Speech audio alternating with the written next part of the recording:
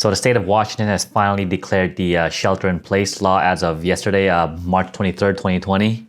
And it's funny that simultaneously, Trump also basically gave his report saying that, he wants people to go back to work as soon as possible. Open up by Easter, which is on April 12th, 2020. And it's just funny right now how about this all the news that's kind of going on. So if you haven't heard this one, this is pretty interesting. So there's this guy from Texas. He's the lieutenant governor of Texas, right? And this is one of his sayings. This is from Fox News earlier this morning. And it goes something along like this, like, being in fear of is what's happening to this country. And Tucker, no one reached out to me and said, as a senior citizen, are you willing to take a chance on your survival in exchange for keeping the America that all America loves for your children and grandchildren? And if that's the exchange, I'm all in. And that doesn't make me noble or brave or anything like that. I just think there are lots of grandparents out there in this country, like me, I have 6 grandchildren, that what we all care about and what we love more than anything are those children. And I want to, live smart and see through this, but I don't want the whole country to be sacrificed. And that's what I see. I've talked to hundreds of people, Tucker, and just in the last week, and making calls all the time. And everyone says pretty much the same thing, that we can't lose our whole country. We're having an economic collapse. I'm also a small businessman. I understand it. And I talk with business people all the time, Tucker. And my heart is lifted tonight by what I heard the president say, because we can do more than one thing at a time. We can do 2 things. So, my message is that let's get back to work. Let's get back to living. Let's be smart about it. And those of us who are 70 plus, we'll take care of ourselves, but don't sacrifice the country. Don't do that. Don't ruin it. So you're basically saying that this disease could take your life, but that's not the scariest thing to you. There's something that would be worse than dying. Yeah. And look, I'm going to... Okay. Anyways, what essentially this lieutenant governor of Texas is trying to say is that, getting back to work, getting our economy jump-started is more important than the lives of grandparents and people who are at risk of dying from this COVID-19 disease, right? And all of a sudden you start seeing all of these this viral tweet going on about not dying for Wall Street go viral. And it's pretty interesting to see, actually, about all of this. It's kind of like you start to see where our government is kind of lying, particularly I hate to bring up Republicans and Democrats all the time, but you could clearly see that the Republicans are very pro-corporate, pro-capitalism, in the sense that they want to help support their corporate lobbyists, probably, right? Or maybe just put in more money into their own stock portfolio. And I feel like that's so wrong, right? It's like you're putting money over people's lives, and it's ridiculous that these are the people who are representing us. You know what I mean? Like, if you look at other countries, like for example, I was kind of looking at how for example, Denmark, the Scandinavian countries are doing. So essentially, what Denmark is doing is they're paying 75% to up to 90% of salaries to its workers, right?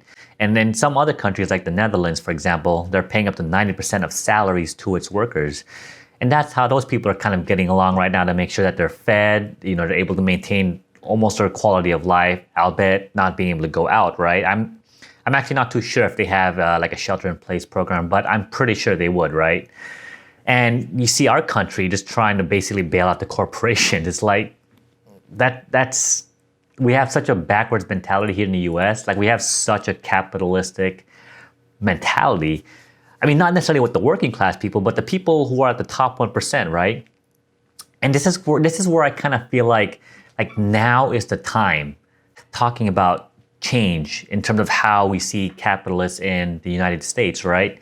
I've lived here pretty much my whole life, and this is home. This is where I live. I was pretty much born here, not necessarily, but I came here when I was 3 years old, so pretty much born here.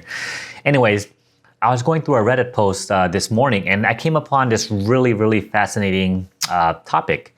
And it's about, again, just the economy and worker class, corporate class, 1%ers. And let me read it to you first, okay? I'll go ahead and post it that way in case my reading sucks. But it goes something like this, okay? It's a good time for Americans and many others around the world to take a step back and observe what happens when labor can't produce things. Rich people panic because they have no actual ability to create wealth for themselves. They rely on everyone else to make it for them. Yet, we continue to pander to them and worship them, when it should be clear that they have nothing without us.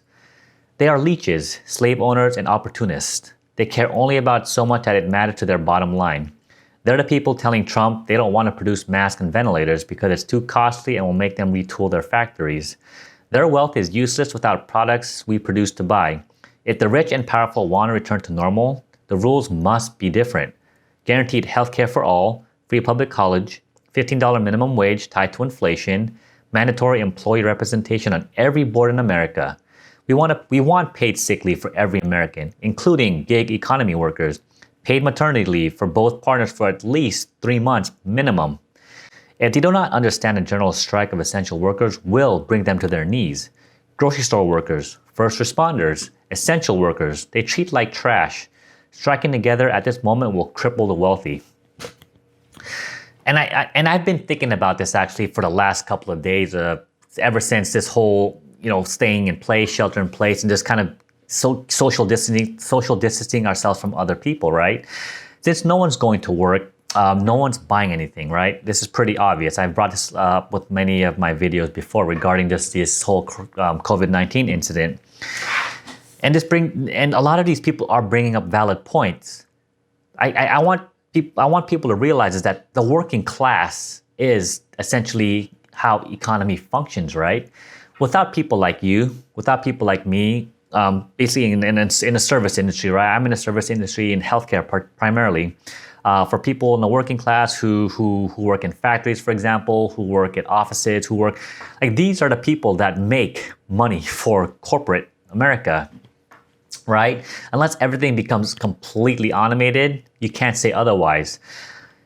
And we've always had this fundamental culture of how, the working class is the backbone of America, and that is true. And we could clearly see this going on right now, particularly since most people are unfortunately not working anymore because of forced layoff due to companies not selling products, or their needs aren't, they don't have any needs for their employees because there's no business, right? And you could see all of this with trying to just create bailouts, or particularly say the airline industry, right? You hear companies like Boeing who are asking for the government to bail them out. And I remember reading this one quote or one comment regarding the concept of bailout, right? Or fiscal responsibility. We always tell people, we always assume that companies and big corporate businesses are fiscally responsible. In the event that they have such emergencies such as what's going on now, they have money set aside to make sure that their businesses don't go under. And yet they're asking for bailout money. And what this particular comment was saying is hey, what happens if I go to Vegas, I put everything on black, I lost everything, I gambled everything away? Can I ask for a bailout too? Because I was not fiscally responsible enough to save enough money to take care of, whatever it is that I need to get taken care of. And so I thought that was just pretty interesting. And I just feel like there's just so much of this class warfare going on right now. We've never had so much class inequality until present time, we all know that how big of a discrepancy is, how the biggest 1%ers can basically cover the entire 99% of the population or something, many, many times over and over. And I'm not completely against saying that, they didn't work hard to get their money, right? These people are smart, these people are created businesses, but at the same time, I feel like we should make a more even playing ground, right? Because again, without us, without the working people, there wouldn't be an Amazon. There wouldn't be airplanes. They wouldn't have as much success, right? And so I feel like the time is now in terms of trying to get the priorities and the social safety nets that we need. So I don't know. This is just pretty interesting to me. What do you think? Do you feel like this would be the best opportune time to just start talking about our fundamental rights, such as, universal basic income, definitely Medicare for all, things like paid sick leave, maternity leave, and just things like that. And it just saddens me to see countries like Denmark, Scandinavia, Norway, Finland, all these countries, they have university is free. That is ridiculous. They have they have universal, not universal basic income. They have Medicare for all, but they obviously it's not that. It's not called that. They have basically free healthcare. Okay, these are some of the countries that have free childcare, right? So Norway, Finland, Canada, great neighbors up north, Netherlands, Switzerland, New Zealand, Australia, and Austria are just. This is as of 2018. Okay, so these are just some of the countries that have free childcare.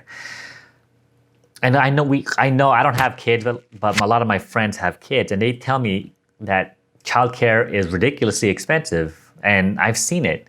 It costs as much as a freaking mortgage. Some of my friends are paying $1,500 a month per child to go to childcare, and it's ridiculously expensive.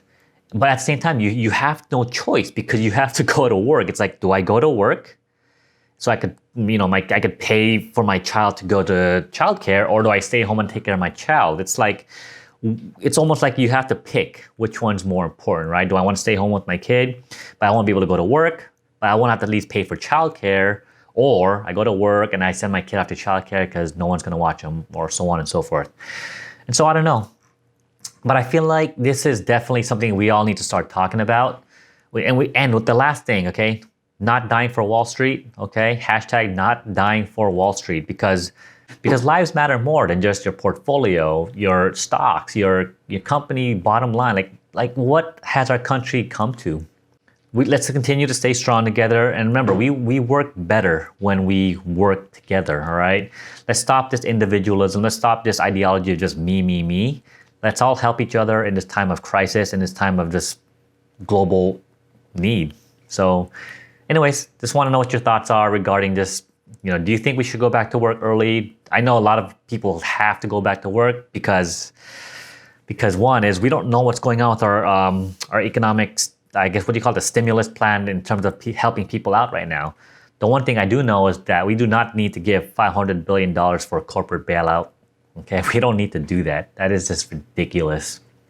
Anyways, let's fight, guys. All right, my working class people, my working folks, we need to start standing up for ourselves, and time is now. Okay, we need to start demanding for Medicare for all. We need to start standing for like affordable healthcare, affordable renting. Okay, college tuition, and basically better wages for everybody. The one thing I forgot to mention is that if people aren't spending money, the economy is not going to grow. And I don't know why, I assume corporations know this, but if you're bailing out the corporations and the people like you, people like me have no money to buy your stuff, then what's the point of bailing you out? I guess bailing you out would be like a golden parachute, right? You just ditch and say, sorry, I got mine, I'm done. We can't let that happen, okay? Let's all work together, my working class people, let's work together, let's come together. And let's demand what we fundamentally deserve to have, okay? All right,